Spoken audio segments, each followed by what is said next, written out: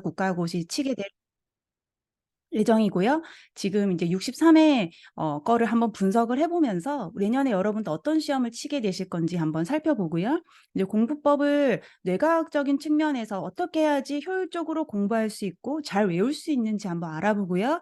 전공 과목에 대해서도 한번 살펴보겠습니다. 그리고 인제 여러분들 본격적으로 아마 한 달 공부 정말 열심히 하실 거예요. 지금은 열심히 하고 싶어도 학기 중이니까 어려운 게 있는데 이제 학기 끝나고 종강하고 인제 방학에 들어가게 되면서 본격적으로 한 달 정도 열심히 하시게 될 텐데 그때 인제 여러분들이 아셔야 되는 거 그리고 시험 당일에 얘기까지 한번 해 보도록 하겠습니다. 먼저 인제 63회 간호사 국가시험을 먼저 보면서 여러분들 같이 얘기를 해 보자면은요. 일단 응시자 수가 24,000 명이었는데요. 24,000명 중에서 또 꽈락자가 또 총락자가까지 하면 600명 정도 넘었어요. 예, 그건 좀 이따 보도록 하고요. 우리가 이렇게 3 교시에 걸쳐서 8개 전공 과목을 시험을 치게 됩니다. 치게 되고요. 이 문제 수가 이렇게 있고 총 문제 수가 295 개고 문제 하나당 1 점이다. 그죠? 총점이 295 점이에요. 그리고 우리 이 합격이라는 거는 두 가지 기준이 있는데요. 총점에서 60% 이상도 맞아야 되지만 각 과목에서 꽈락이라는 게 있기 때문에 각 과목에서도 꽈락을 발생하면 안 돼요. 그래서 내가 총점에서 60%를 넘겨도 예를 들면 60% 기준은 177 개거든요.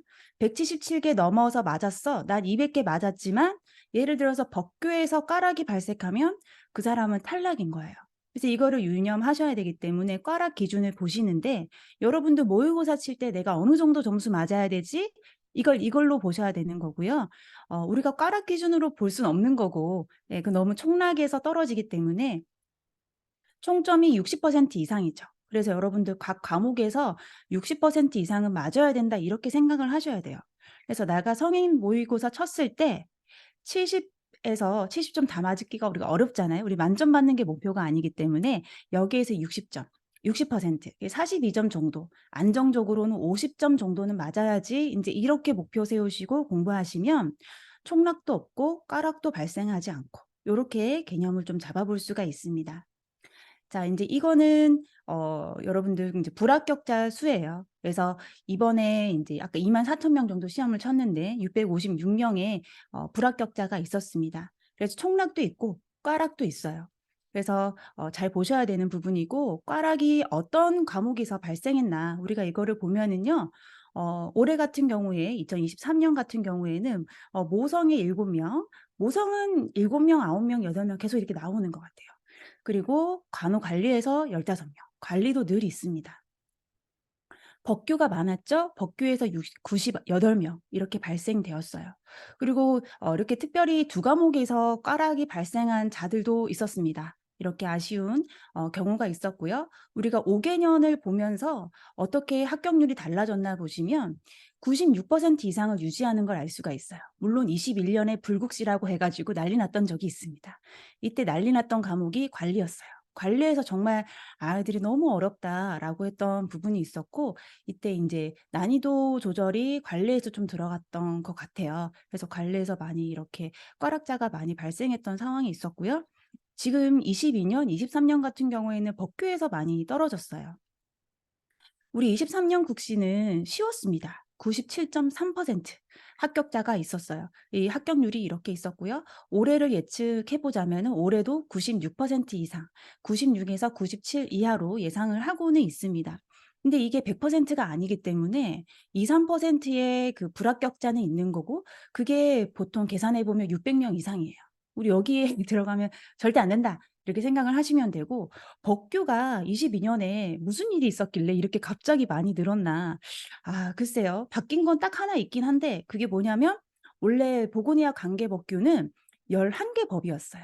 11개 법이었는데 호스피스 관련된 법이 들어오면서 12개 법이 되었거든요. 근데 호스피스 관련된 법에서는 한 문제 나온단 말이에요. 이게 그렇게 크게 영향을 주나? 저는 그렇게 크게 영향을 주지 않았다라고 생각을 하는데 어쨌든 그거 하나 바뀌었는데 이렇게 합격률이 어 꽈락자가 많이 발생하게 되었습니다. 어쨌든 법규는 공부하는 방법을 알면 굉장히 쉽고 재밌게 공부할 수 있는 과목이라는 거를 먼저 말씀드리고, 어떻게 공부해야 되는지는 이제 좀 이따가 좀 말씀을 드려 보도록 하겠습니다. 평균 성적을 보시면 우리 295 점이 만점이잖아요. 근데 239 점, 240점 정도, 여러분도 모의고사 채점해 가지고 240점 정도 나오면 '아 평균이구나.' 요렇게 생각을 감을 좀 잡으시면서 공부를 좀 해 보시면 될 것 같아요. 모든 시험은 여러분들 막판이 중요해요. '내가 1 학년 때부터 4 학년 때까지 정말 열심히 했지.'라고 해서 안일하게 준비했다가는 큰일 날 수 있어요. 국가고시는 뭐든지 국가고시만을 위한 공부가 따로 필요합니다. 그래서 여러분들 열심히 하셨던데 마지막 순간에 최선을 다하셔서, 그 마지막 순간에 스포츠가 정말 크게 영향을 미치는 게 국가고시이기 때문에 오늘부터 여러분들 다시 한번 시작한다는 마음으로 좀 시작을 하셨으면 좋겠습니다. 네, 오늘 디데이 70 60 86 일인데요. 이젠 더 이상 미룰 수가 없다, 그죠? 그래서 여러분들 좋은 성과를 내기 위해서 어떻게 하면 더 좋을 것인지 알고 싶어서 이렇게 많은 학생들이 귀한 시간 내주셔서 이렇게 오셨는데요. 이 중에는 공부는 해서 성적이 올랐던 친구도 있지만, 공부를 열심히 하는데 '내가 하는 만큼 성적이 안 올라.' 이렇게 생각하는 친구도 있어요. 그런 친구들은 스스로 생각하기를 '나는 공부가 취약해. 나는 외우는 건 못해. 난 암기 정말 못해.' 이렇게 생각을 하고 있어서, 사실 이 방대한 공부를 시작하는 데 앞서서 어 굉장히 힘든 상황을 겪는 친구들이 있을 수 있어요.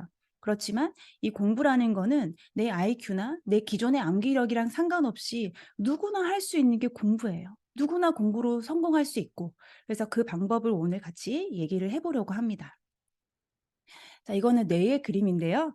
여러분들 놀랍게도 우리 뇌 안에는 정말 많은 정보가 있는데, 그 많은 정보가 뭐냐면 엄마 뱃속에서부터 경험했던 정보가 다 들어 있대요.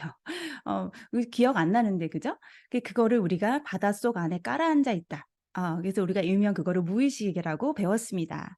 그런데 그 모두가 바닷속에 깔아앉아 있는 건 아니고, 우리 어렸을 때 기억 몇 가지는 기억나죠. '아 그때 참 기뻤지. 아 그때 너무 끔찍했어.' 이런 거 기억난단 말이에요. 그럼 뭐는 기억이 나고 뭐는 기억이 나지 않는가?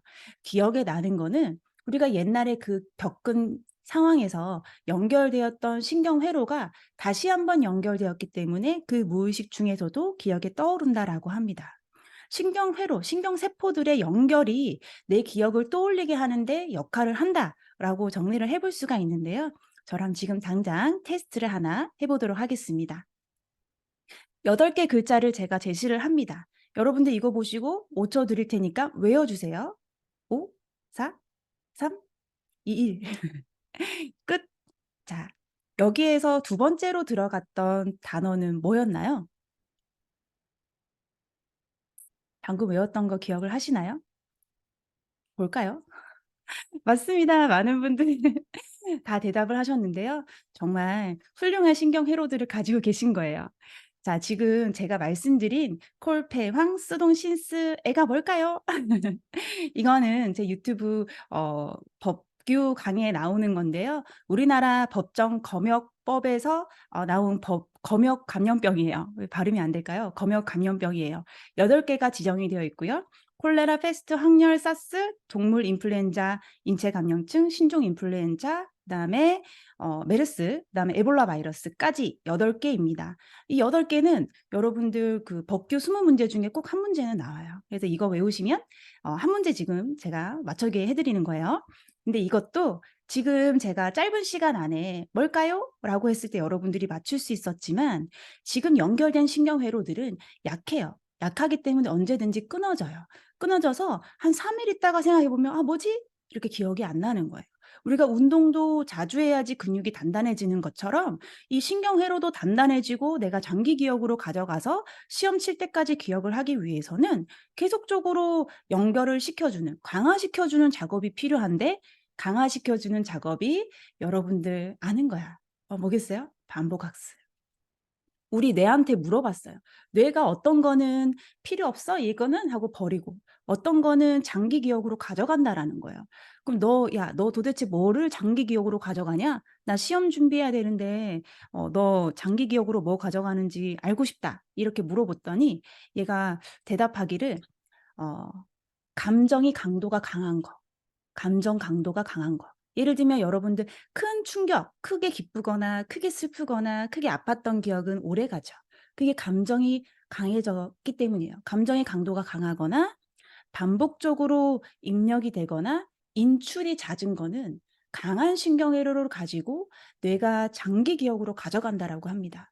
그러니까 우리가 지금 이 배웠던 컬페앙 스돈신스해를 장기 기억으로 가져가기 위해서는 어떻게 해야 될까요? 반복적으로 봐야지.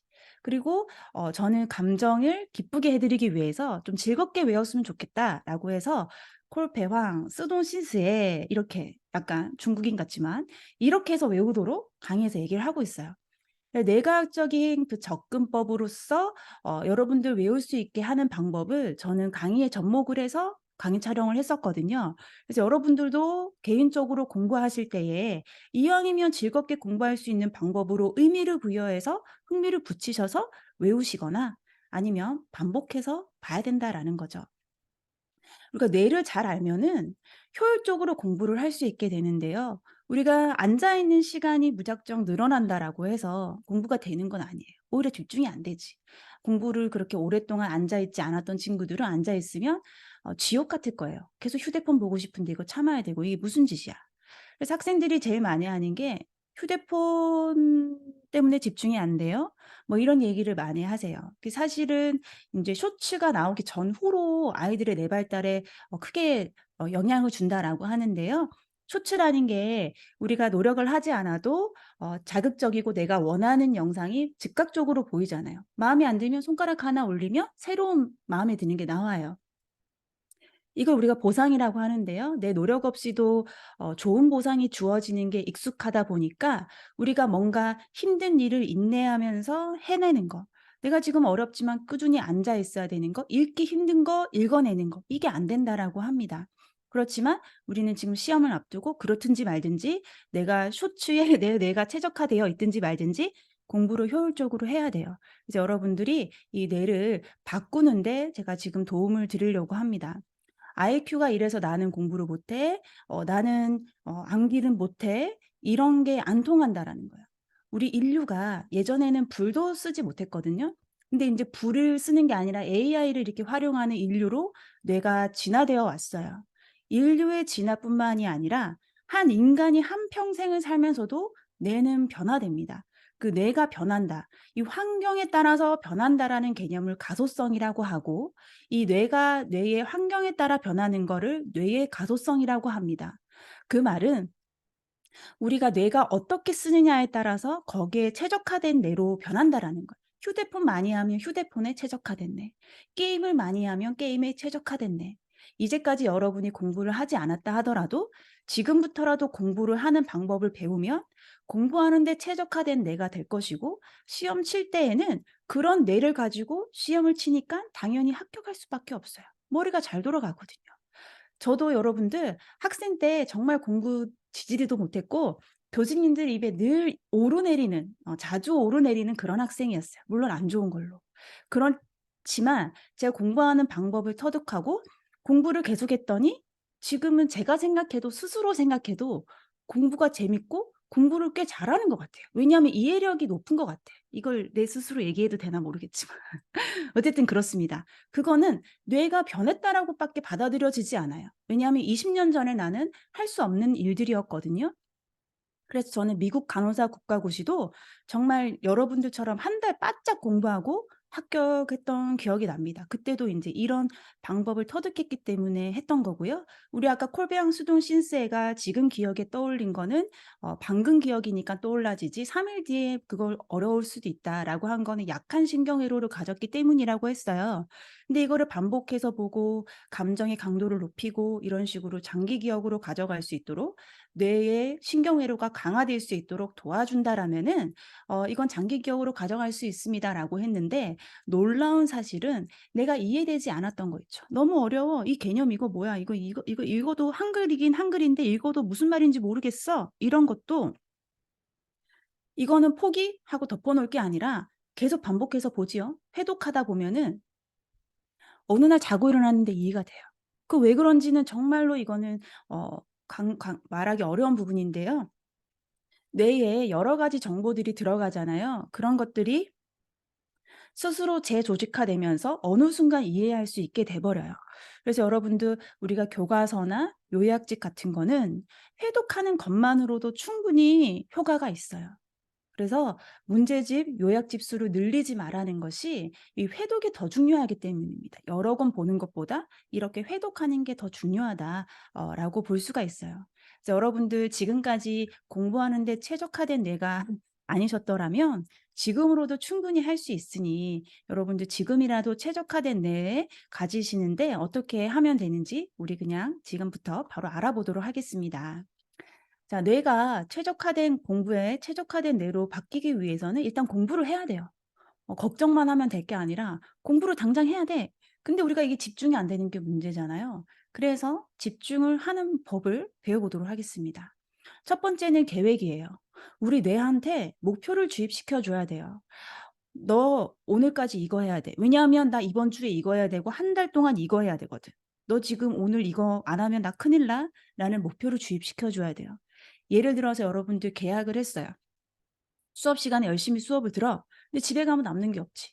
그렇게 해서 한 달 동안 공부한 것보다 시험 기간 당장 일주일 앞두고 공부한 게 훨씬 양도 많고 효율성이 높죠. 그거 계획 때문인 거거든요. '내 다음 주에 시험이야.'라는 목표가 있기 때문입니다.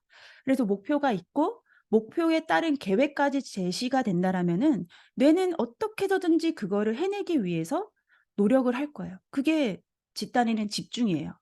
그러면 계획은 어떻게 세우느냐? 계획은 그냥 시간이 가면 달성되는 거는 계획이 아니에요. 너무 불가능한 것도 계획이 아닙니다. 그래서 내가 오늘 이거를 달성하지 못해서 만약에 오늘의 계획을 내일로 미룬다면은 내일도 해야 될 일이 있잖아. 여기에 오늘의 일까지 더해진다라면 내일 너무 부담스러울 것 같아. 그래서 오늘 이거는 무조건 해야 돼. 나 지금 너무 피곤하지만 어쩔 수 없다. 이건 하고 잔다.'라고 할 정도의 정도를 계획이라고 하는 겁니다. 그래서 몇 시간 단위로 계획을 세울 수 있는데요. 저 같은 경우에는 몇 시간 단위는 그날 세우고요. 오늘 해야 될 거는 한 달로 정해 놓습니다. 그래서 그 계획을 세울 때 전체적으로 공부를 해야 될 거를 쫙 목차를 세워 놓습니다. 그래서 우리 성인부터 해 가지고 법규까지 8개 전공 과목의 목차를 보고 내가 평소에 힘들었던 부분들 있죠. 성인의 뭐 심혈관계가 나는 힘들었다든지 뭐 이런 부분이 있을 거잖아요. 그럼 거기는 시간을 더 많이 할애해야겠죠. 그래서 그렇게 해서 8개 전공 과목의 목차를 쫙 세워 놓고 그 한 달 안에 그거를 다 쪼개서 넣어요.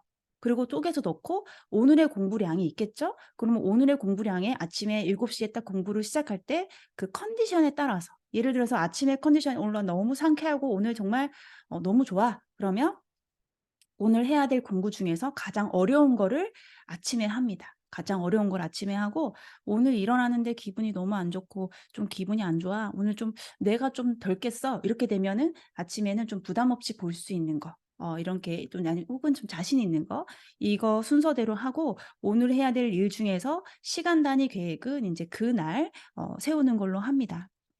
우리가 계획을 세울 때 계획을 세워서 이렇게 체크를 해 나가잖아요.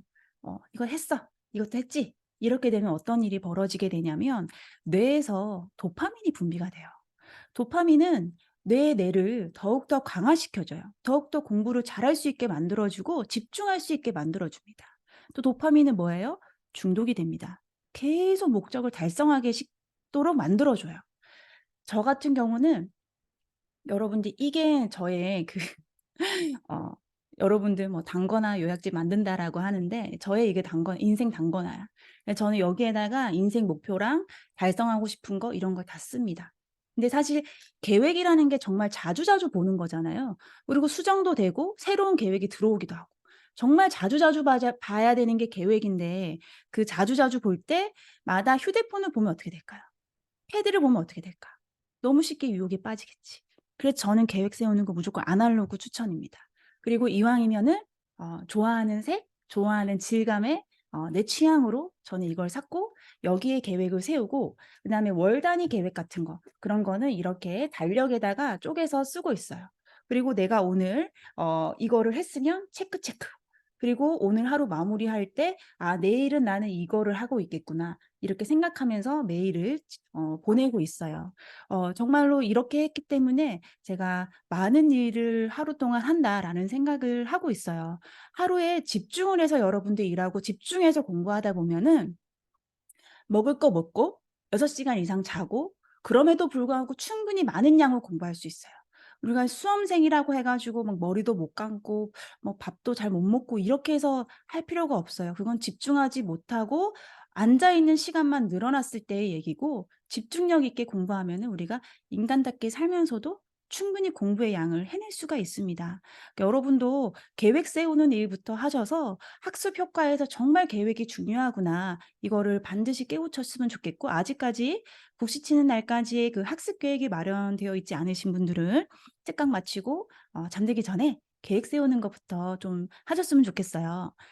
이 내 삶의 방향성을 나타내는 게 계획이잖아요. 이 시험 준비하는 것부터 한번 해 보시고, 이게 성공적인 경험이 있으시다면 여러분도 인제 앞으로 무조건 계획 세우는 것부터 무슨 일 할 때 하시게 될 거예요. 그리고 이거 계획 세우는 거는 좀 이따가 전공교 과목 얘기할 때 다시 한번 얘기를 하도록 하겠습니다. 지금은 이제 집중을 하기 위해서 우리가 계획을 세우라는 얘기를 하고 있는 거고요. 그다음에 집중을 도와주는 거는 타이머예요. 타이머 혹시 활용해 보신 적 있으신가요? 집중력이 깨지는 이유는 다른 잡생각이 떠오르거나 집중이 안 돼서 휴대폰에 자연스럽게 손이 가면서부터거든요. 근데 타이머를 맞춰 놓잖아요. 그러면 이 뇌는 어떻게 되냐면 '지금부터 얘가 공부하는구나.' 타이머를 딱 세팅하면 '아 얘 지금 공부하는구나.' 하고 각성되기 시작합니다. 우리 파블로프의 개 실험 아시죠? 조건 반사, 침 질질. 개가 종소리 딱 들려주니까 먹이가 아직 안 나왔는데 '나올 거야.'라고 생각해서 질질 흘리잖아요. 타이머가 딱 그거예요. 타이머를 세팅해 놓으면 뇌는 '공부 시작이다.'라고 하면서 공부에 최적화된 뇌로 준비를 하기 시작을 합니다. 각성이 되고 집중력은 향상되겠죠. 실제로 구글 직원들이 업무 효율 높이기 위해서 구글 타이머 요거 활용한다고 해요. 근데 이것도 마찬가지 휴대폰에 설정을 하면 이거 너무 유혹에 쉽게 빠지기 때문에 저 같은 경우에는 이 스마트워치를 활용해서 하고 있습니다. 저는 뭐 집중을 돕기 위해서 하는 건 아니고, 저는 너무 집중을 잘해서 이 쉬는 시간을 안 가져서 척추가 너무 나쁘거든요. 그래서 저는 휴식 시간을 체크하기 위해서 이렇게 타이머를 활용하는데, 여러분 집중이 어려우신 분들은 반드시 타이머를 활용하셔서 여러분들 그 진도를 나가는 그 계획을 성취하는 데까지는 이 한번 앉아 있어 보시는 연습을 해 보시길 바라요. 의외로 많은 양을 짧은 시간 안에 공부할 수 있습니다. 집중을 얼마나 하느냐가 관건인 것 같아요. 우리 얼마 남지 않은 시간 동안. 자, 그리고 그다음에는 이 우리가 이렇게 공부를 집중력 있게 했을 때 그 기억이 시험 때까지 가야 되는 거잖아요. 인제 기억에 대해서 한번 얘기를 해 보도록 하겠습니다. 기억이라는 거는 신경회로가 연결되어서 무의식 중에서 떠오르는 건데, 그거를 한번 보시면 입력이 아니라 인출이에요. 그래서 우리가 입력되는 것만큼 기억이 된다라면은 문제집 수 많이 늘리는 게 좋아요. 요약집도 많이 보면 좋겠지? 수업도 많이 들으면 좋고. 근데 그게 아니기 때문에 수업 많이 듣고 이거 그 책 많이 보고 하는 게 의미가 없는 거예요. 인출인 거예요. 내가 얼마나 이해하고 이 이해한 걸 자주 끄집어내느냐가 어 그 학습의 성과를 나뉜다라고 볼 수 있어요. 미국 행동과학연구소라는 이 NTL이라는 곳에서 연구한 결과를 보시면 무엇을 연구했냐면 24 시간 후에 기억에 남는 비율을 학습 방법별로 이렇게 구분을 해서 피라미드로 제시했어요. 우리가 학교에서 수업 들은 거 기억이 안 나죠. 그 정상이었던 거야. 왜 기억이 안 났냐고 보니까 수업 듣기 이거는 5% 밖에 기억이 안 남는데요. 그러니까 100개 중에 5 개만 기억에 남아. 이게 기억 못 하는 거지 그냥. 근데 읽어 내 듣는 것만 아니고 내가 눈으로 책을 읽래? 그러면 10개 기억을 한대요. 만약에 듣고 보기를 같이 하면 20개. 근데 여기에서 보시면 다음 날까지 90% 가까이 기억에 남는 거는 이건 기억을 하는 거잖아. 이거는 다른 사람한테 가르쳐 보는, 이거를 하니까 기억을 오래 하더라라는 거예요. 이게 뭐예요? 우리 하브루타 아시죠? 다른 친구들한테 내가 이해한 거 설명해 보는 거. 이게 뭐냐면 내가 입력한 것만 그치는 게 아니라 내가 알고 있는 거를 끄집어내는 거잖아요. 인출의 과정을 거치는 겁니다. 그걸 거쳐야지만 '아 이거 장기 기억으로 가져가야 되는구나.' 뇌는 그렇게 판단하는 거죠. 그래서 이거가 여러분들 굉장히 반복 학습, 인출 이거를 도와줄 수 있는 방법이 뭐냐면 합격 노트 만드는 거예요. 여러분만의 합격 노트. 만약에 저면 에스더의 합격 노트겠죠. 그래서 이거를 여러분들 만드시도록 저는 추천을 드리는데 전공 과목 8 개를 다 만들 수는 없고 우리가 이거를 단거나 해서 한 권으로 만들기를 저는 추천을 드려요. 그래서 이거를 반복 학습, 인출의 과정을 거치기 위해서 이거를 만들라고 해 두는 거고 우리가 8 개의 전공 과목을 목차를 보고 우리가 그날의 계획을 다 세워서 순서를 정하잖아요. 이 계속 목차 얘기를 하는데 공부를 할 때에 그냥 책 펴 놓고 그 부분만 열심히 보는 거 이걸 외우고 이게 그날은 외워지겠지만 사실 이게 도움이 되지 않는 게 우리가 이해 안 되는 게 어느 날 이해가 된다라고 했죠. 그냥 회동만 했는데. 그 이유는 내 뇌에 들어가 있는 게 조직화된다라고 했는데 그 조직화되는 데 도움 주는 게 목차예요. 여러분들 메타인지 학습법 한 번은 들어보셨죠? 그 학습법 방법, 전략법 중에 하나가 목차를 이해하는 거거든요. 그래서 여러분들 목차 이해하는 게 어려우신 분들 왜냐하면 문제집마다 그 같은 과목이라고 해도 앞에 목차가 다른 경우가 있어요. 예를 들면 간호관리학 같은 경우는 간호 역사 부분이 앞에 있기도 하고 어떤 문제집은 또 뒤에 있거든요. 그런 게 헷갈린다? 그러면 보건의료 국가시험원에 들어가셔서 그 간호사 그 시험 범위 확인하시는 방법이 있어요. 그래서 그 방법도 제 유튜브에 디데이 70일 앞두고 준비하는 방법이 있는데 거기에 여러분들 시험 목차 확인하는 거 다 올려 놨습니다. 그러니까 시험 범위를 확인하시라는 거예요. 시험 범위에 목차가 나와 있습니다. 저는 시험 범위에 나와 있는 목차를 하나씩 죄송해요.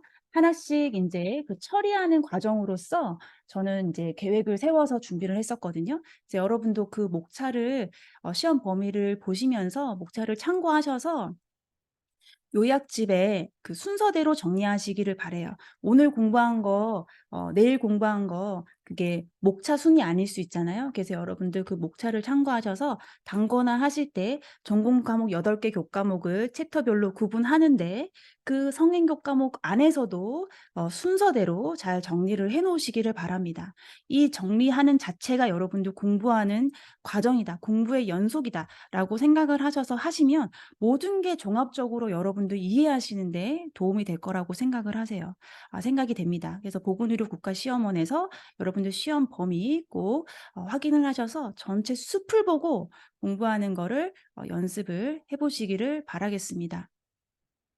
이 합격 노트를 그렇게 해서 만들게 되면은 우리가 그날 공부하잖아요. 그날 공부하는 양이 성인도 있고 아동도 있고 법규도 있고 이렇게 한 3-4 과목이 있을 거잖아요.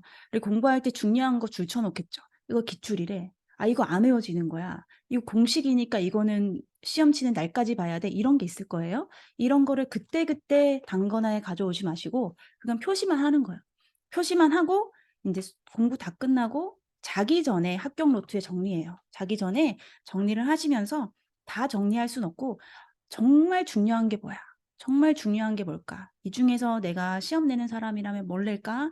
이걸 좀 고민해 보시면서 정리를 한 장으로 하시기를 바랍니다. 한 과목당 한 장씩. 예 그렇게 해서 합격 노트에 정리를 하시는 거고요. 그리고 그 정리한 거를 자기 전에 한 번 더 봅니다. 우리가 씻고 자기 전에 한 번 더 봐요. 저는 시험 기간에 자기 전에 꼭 오늘 공부한 거 반드시 보고 가거든요. 그런 행위는 저만의 의식이기도 한데요. 그 의식을 통해서 뇌가 '아 이거는 정말 중요하니까 얘가 한 번 더 보는 거구나. 그러니까 자기 직전까지 몰입해서 보는구나.' 이렇게 인지할 수 있도록 제가 도움을 주는 행위다라고 볼 수 있는데요. 우리 낮에는 온갖 그 감각 기관을 통해서 정말 많은 정보가 입력이 돼요. 여러분들 원하지 않아도 이런 소리, 뭐 소음, 오만 소리 그리고 눈에 보이는 게 다 자극이고 다 뇌에 입력이 됩니다. 근데 우리가 그다음 날 이거 다 기억하진 않잖아요. 아까 말씀드린 대로 내 해마라는 곳에서 필요한 거 필요하지 않은 거 딱딱 구분해서 정리하는데 아까 말한 것처럼 감정의 강도, 정보의 반복 획수에 따라서 장기 기억으로 가져가는 거 정리하잖아요. 그래서 저는 그 해마가 이 내 합격 노트에서 정리한 거는 장기 기억 가져갈 수 있도록 도와주기 위해서 자기 전에 오늘 공부한 거 여기에다가 손으로 한 번 더 입력하고 그다음에 한 번 더 보고 가르쳐 보는 거. 제 입으로 얘기를 함으로 인해서 이렇게 인출의 과정을 돕고 반복을 하는 행위를 통해서 장기 기억 가져갈 수 있도록 해요. 그리고 이 합격 노트는 언제 또 보냐면 다음 날 아침 공부 시작할 때 봅니다. 그래서 제가 8 시에 공부를 시작한다. 그럼 1 시간 정도는 복습하는 시간을 반드시 가집니다. 그거를 가져야지 '아 어제 이거 공부했지. 기억나, 기억나.' 이렇게 하면서 공부한 거에 대한 좀 안심감도 들고요. 안정감도 들고 '오늘도 잘할 수 있을 거야.'라는 생각도 들기 때문에 반드시 시작할 때 복습을 해요. 그런데 매일매일 그 복습을 하다 보면 복습의 양이 굉장히 늘어나서 시간이 굉장히 늘어날 것 같잖아요. 근데 그렇진 않아요. 공부의 양은 늘지만 시간은 늘지 않는 희한한 현상이 벌어집니다. 왜냐하면 많이 반복해서 봤던 것들은 그 보는 속도가 빨라지거든요. 그리고 이해한 거는 인제 쓱 넘어가기도 하고. 그렇기 때문에 복습의 양은 늘어나도 복습의 시간이 그렇게 크게 늘지 않는 걸 경험했습니다. 그래서 여러분은 이렇게 합격 노트를 만드셔서 공부하는 거 반복 학습, 인출하는 거 자기 전에 활용하시고 그다음 날 아침에 공부할 때에도 복습할 때 이거를 활용하셔서 장기 기억으로 여러분들 중요한 내용 가져가시는 데 꼭 도움을 받아 보시기를 바라요. 지금 제가 일관되게 말씀드리는 계획 세우고 뭐 이렇게 반복 학습하고 하는 것들은 우리가 무슨 말이라고 하냐면 자기주도 학습이라 그래요. 내가 계획 세우고 내가 알아서 그 부분 매일 공부하고. 이 자기주도 학습이 중요한 게 뭐냐면 내가 세운 계획이기 때문에 남이 정해 준 게 아니죠. 그러니까 이 내가 그거를 해내기 위해서는 자기 행동을 스스로 통제합니다. 조금 잠오고 조금 쉽게 유혹에 빠지는 일들이 생긴다 하더라도 스스로 통제가 가능해요. 그러면서 인제 집중이 되고 공부가 되는 거죠.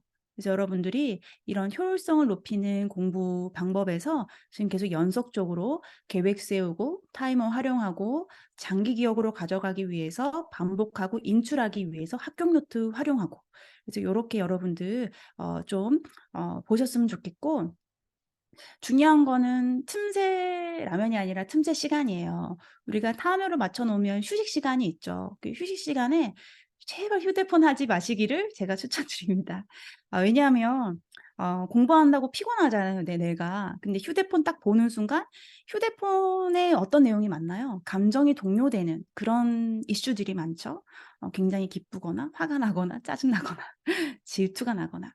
그렇게 되는 순간 이 내 뇌는 너무 많은 정보가 들어오기 때문에 부담스러워요. 과부하가 걸리고 집중을 어렵게 만듭니다. 그럼 그다음에는 공부가 어렵겠죠? 그러니 여러분들 이거 영원히 해라는 게 아니잖아요. 1월 19 일까지입니다.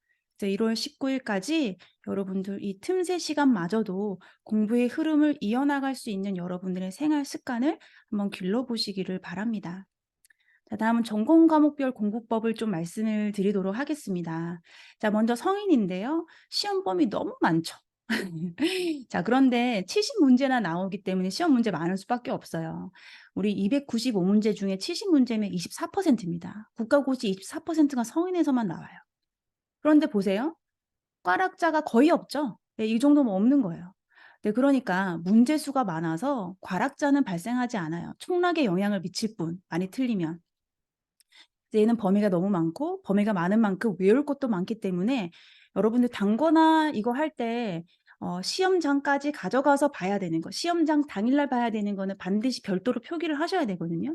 근데 시험장에서는 그것만 편안하게 보셔야 돼요. 내가 쓴 글씨 계속 봐 왔던 것 그거를 봐야지 여러분들 안정감을 느끼고 편안함을 느끼는 가운데 페이스 유지하면서 시험 칠 수가 있기 때문에 그때 성인에 그 포함되는 게 많을 거예요. 그거 여기 잘 정리를 해 놓으시고 성인은 추세를 좀 반영해서 한 번씩 더 잘 봐야 되는 포인트가 있는데 제가 한번 불러 볼게요. 지금 노인 인구가 증가됐죠.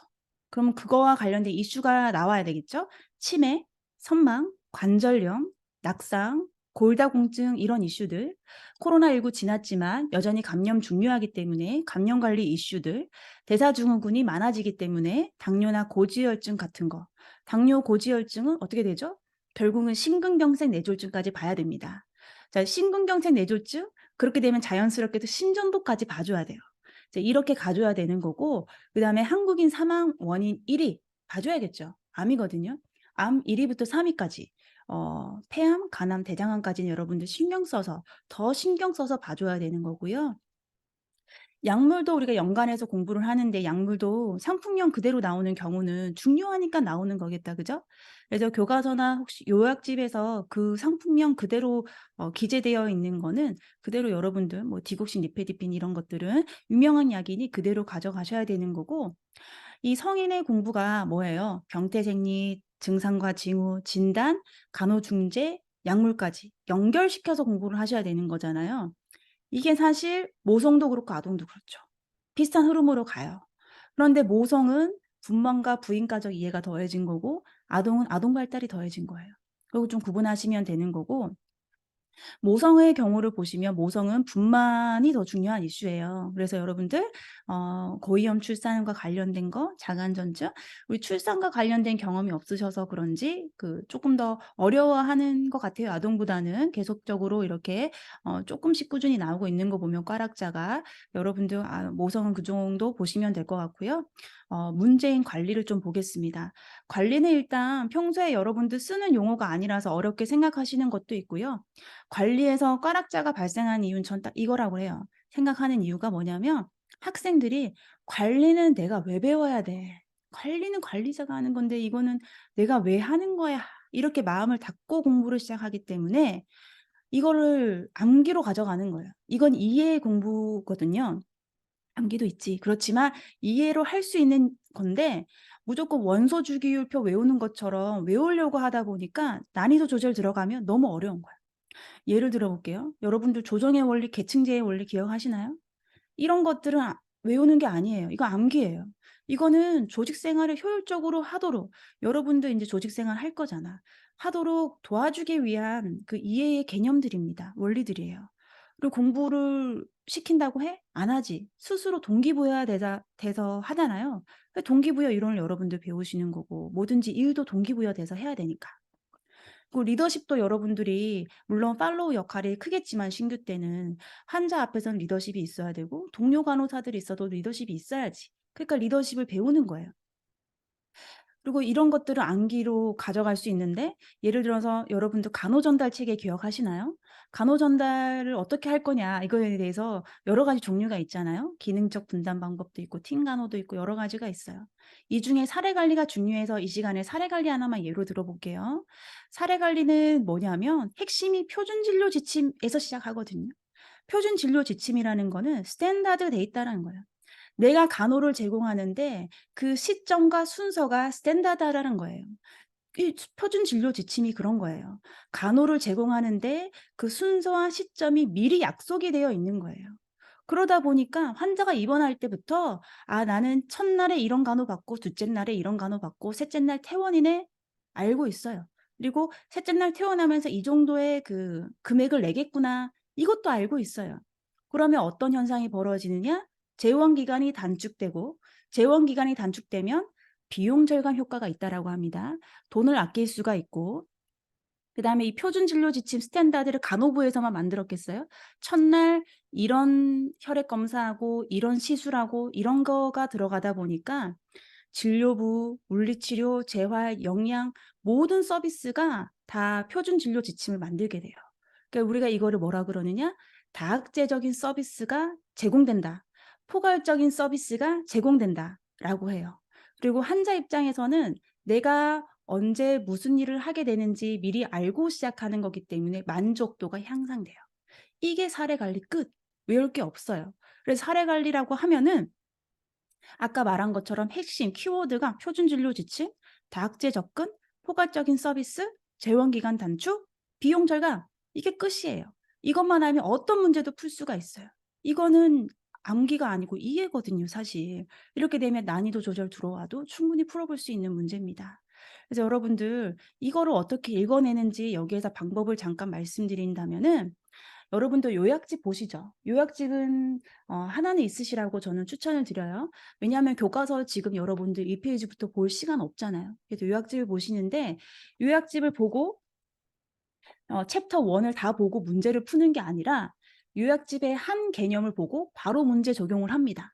바로 요약집과 연결된 그 문제집 있잖아요. 그 문제집, 아니면 다른 문제집이라도 문제집을 풀어 봐요. 내가 잘 이해했나 점검하는 거야.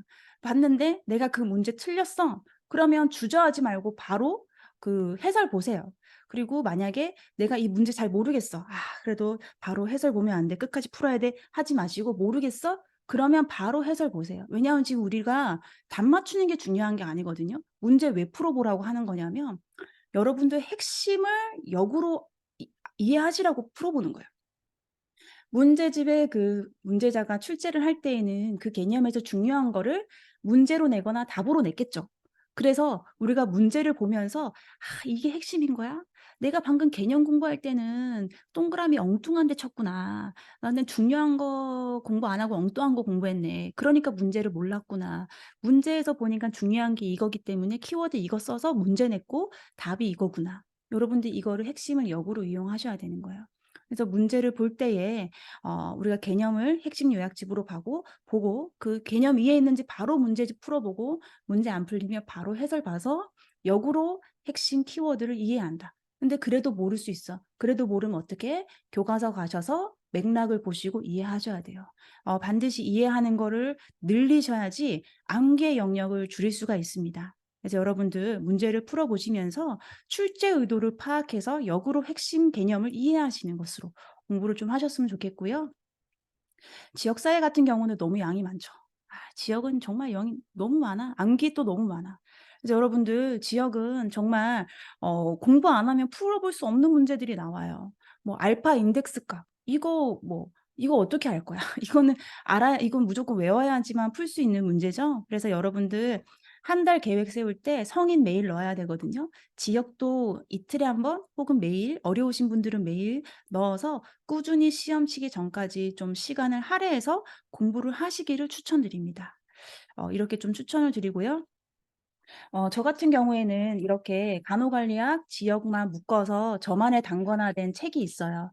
이거 수문사에서 출간되었고 수문사 홈페이지에서 구매하실 수 있는데요. 이거는 저만의 단권화예요. 저만 알 수 있어요. 근데 이거는 인제 강의를 같이 여러분들 유튜브 강의를 보시면 좀 이해하실 수 있기 때문에 이거 강의안이거든요. 그래서 참고를 해 보시면 되겠습니다. 지역이 너무 자신이 없으신 분들은 좀 참고를 하시면 되고요. 인제 마지막 법규를 좀 말씀드리면, 법규는 정말 3-4 일이면 끝낼 수 있는 과목이에요. 법규 정말 여러분들 쉽게 공부하셔야 되는 방법이 공부 과목인 거고, 제 유튜브 영상 같은 경우에는 12개 법을 올해 촬영을 해 보니까 460 분에 끝났어요, 총. 460 분이면 8 시간 만에 12개 법을 끝낼 수 있어요. 근데 아까 본 것처럼 우리가 입력이 끝이 아니기 때문에 사실 그렇게 공부하는 건 의미가 없고요. 복습도 해야 되니까 3-4일 정도 걸릴 거예요. 그러면 그 말은 3-4 일이면 12개 법을 정리하고도 끝냅니다. 근데 그 3-4일 끝내고 시험 때까지 안 보면 안 되기 때문에 감을 잃지 않은 정도로만 그 뒤부터는 보시면 돼요. 문제집 풀어 보는 정도로. 그래서 3-4일 빡시게 열심히 공부를 하고, 그 뒤부터는 여러분들 하루에 한 2 시간 정도 시간 내서, 이틀에 한 번 정도, 3 일에 한 번 정도, 2 시간 정도 시간을 할애하시고요. 2 시간 정도 안에 3-4 개의 법을 공부하시는 것으로 준비하시면 돼요. 법은 외워야 되는 게 많잖아요. 뭐 일주일 이내 신고, 누구한테 신고, 입원 환자 몇 명, 외래 환자 몇 명일 때 적정 간호사 수 몇 명인가 이런 거, 공식 암기. 이런 거는 단거나 한 켠에 써져서 여러분들 시험 직전에 보실 수 있도록 좀 도움이 드려야 되는 부분입니다. 그래서 문제집, 요약집 봐야 되는지 여러분들 물어보시는 거에 저는 이제 답변을, 회독이 더 중요하기 때문에 문제집 1 권에서 2권 정도, 요즘 문제집 너무 많죠. 제가 추천드리기는 좀 어렵고요. 제가 공식적으로 추천드릴 수 있는 거는 이 한국간호과학회에서 만든 거예요. 아무래도 한국간호과학회에서 저자들이다 보니까 공신력이 있겠다, 그죠? 수문사에서 출판되었어요. 그래서 이 문제가 좀 다른 문제집이랑 좀 다른 게, 지금 출제 은행, 문제 은행의 문제 유형이 많이 바뀌고 있는 건 아시죠? 지금 우선순위 문제, 그다음에 뭐 해결형 문제, 임상 현장 사례 중심의 문제 이런 게 많이 나오는데 그게 이 문제집에 많이 반영이 되어서 제 강의도 유튜브 강의도 저도 개념 하나 설명하고 바로 문제 적용하는 걸로 강의가 되는데 그때 참고 많이 했습니다. 그래서 여러분들 간호과학회에서 나온 요 문제집 한번 제가 추천드려 보고요. 문제집 뭐 3권 이상 될 필요는 전혀 없다라고 생각해요. 유형 다른 거 정도로 선택을 하셔서 2개 정도 보시고요. 요약집은 하나 있으셔야 되지 않을까 이렇게 생각을 합니다.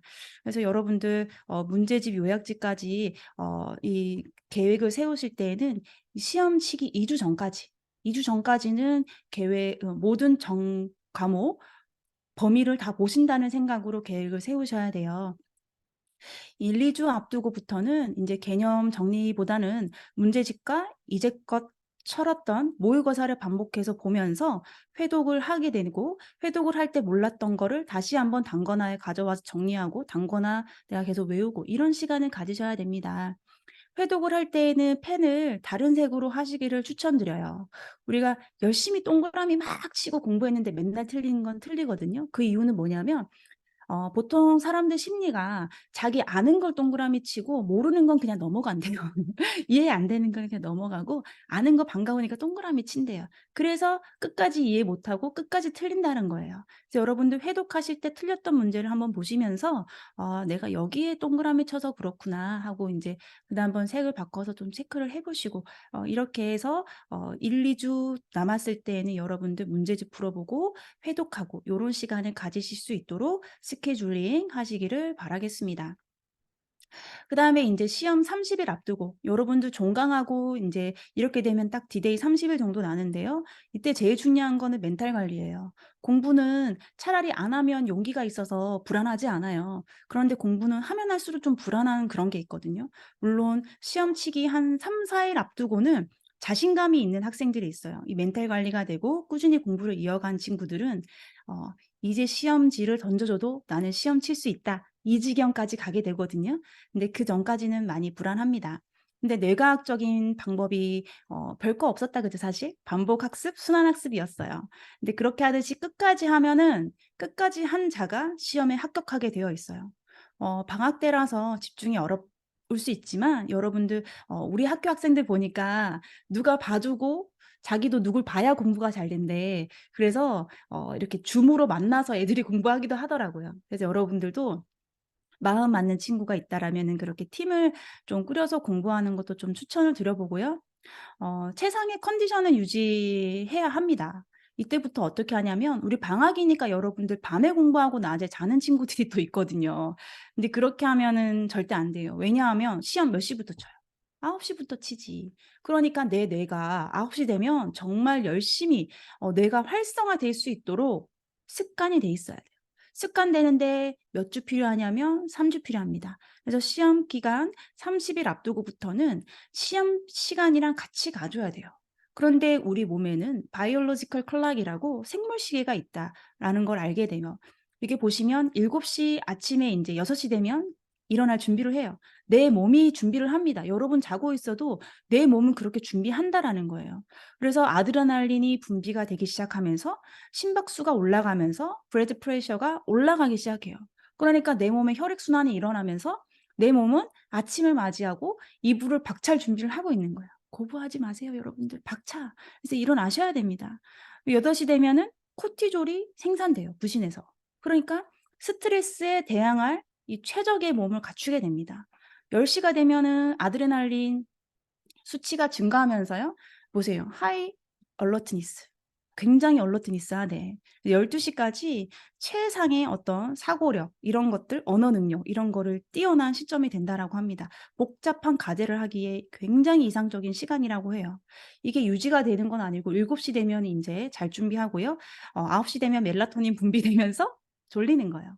이 바이올로지컬 시계랑 지금 우리 현실의 시계랑 맞아야지만이 최적의 몸이 되는 거지 이거랑 현실의 시계랑 맞지 않다라면은 똑같은 6 시간을 잤는데 낮에 6 시간 자고 밤에 깨어 있었던 애들은 낮에 계속 비몽사몽하잖아. 같은 6 시간 잤는데. 그 비몽사몽한 이유가 바로 이 바이올로지컬 시계가 분명히 존재하기 때문입니다. 우리 시험 시간 아침 9시 시부터 오후 3시 10 분까지입니다. 여러분들 뇌가 그 시간 동안 충분히 활발하게 움직일 수 있도록 이 디데이 30일 기간 동안 꼭 여러분들 그 시간 동안에는 공부를 이어 가셔야 됩니다. 그리고 집에서 공부하는 친구들 보통 잠옷 입고 공부하죠. 그러면 뇌가 이게 자는 건지 얘가 쉬고 있는 건지 공부하는 건지 잘 모른대요.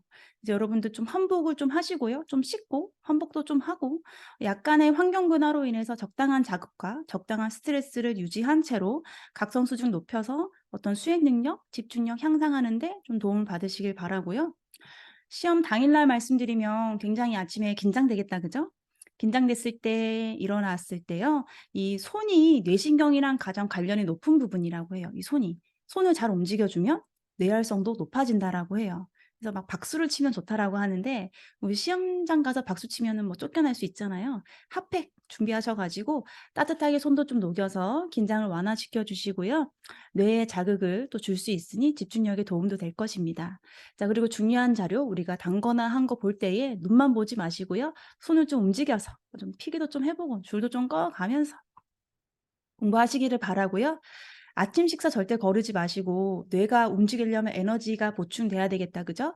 그래서 뭐 또 특별한 날이라고 시도 안 하던 거 처음 먹어 보던 거 먹지 마시고 평소대로 간단하게 식사하시고요.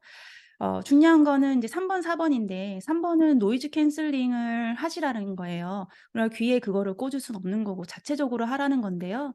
시험장 갔는데 하필 내 앞에 내 주위에 있는 낯선 이가 나의 신경을 굉장히 거슬리게 하는 행동을 할 수 있어요. 할 수 있지. 다리를 계속 떤다든지 아니면 뭐 시험지를 나는 열심히 읽고 있는데 걔는 뭐 빠르게 막 넘긴다든지. 근데 그렇다고 내 시험 망칠 거예요? 아니잖아요. 나는 나만의 시간을 가져야 돼요. 그래서 내 주위를 큰 산소방울이 둘러싸고 있고 산소가 공급되고 있으며 '나는 지금 최상의 컨디션이다.'라는 생각으로 내 주위에 어떤 상황이 와도 여러분들 담당하게 마음을 먹으시고 편안하게 여러분들 시험 칠 준비를 각오를 하셔야 됩니다. 그리고 이렇게 긴장이 되고 흥분이 되면 어떤 현상이 생기냐면 뇌의 변형계가 활성화되거든요. 그러면 감정이 활성화되다 보니까 이성이 마비가 돼요. 전두엽이 마비가 됩니다. 그래서 쉽게 생각할 수 없고 사고할 수가 없는 거예요. 그러면 안 되잖아. 감정에 불을 확 꺼 줘야 돼요. 그 확 끌 수 있는 버튼이 바로 여러분들 부교감 신경, 평온의 신경, 부교감 신경 버튼입니다. 부교감 신경 버튼 누르는 방법은 심호흡이에요. 그래서 배가 빵빵해질 때까지 심호흡을 좀 하심으로 인해서 산소도 공급돼서 사고가 증진될 뿐만 아니라 호흡, 맥박 느리게 되면서 안정감 유지될 수 있어요. 여러분들 시험 칠 때 갑자기 문득 불안하다라고 하시면 심호흡 크게 하셔서 그 페이스 유지할 수 있도록 좀 도움을 받으시고요. 시험 295 문제 풀어야 돼요. 근데 그거 푸는 거 쉽지 않아요. 긴장된 날에 집중하는 거 더 어려울 수 있어요. 그렇기 때문에 여러분들 충분한 시간을 가지면서 그동안 연습하세요. 295 문제 읽어내고 앉아 있는 습관. 그래서 그거 공부할 때 여러분 그런 생각까지 좀 생각을 하시면서 295 문제까지 우리 법규 20번 20 번째 문제까지 최선을 다해서 풀어 보실 수 있도록 여러분들 좀 도움을 받으셨으면 좋겠습니다. 네. 제가 준비한 강의는 여기까지고요. 여러분들 정말 최선을 다하셨는데 국가고시가 합격 당연히 하실 거예요. 합격 성취하시고요. 그 경험을 토대로 앞으로 여러분들 무엇이든지 마음대로 마음 먹은 대로 성취하시는 그런 인생 살아가시기를 제가 축복하겠습니다. 감사합니다.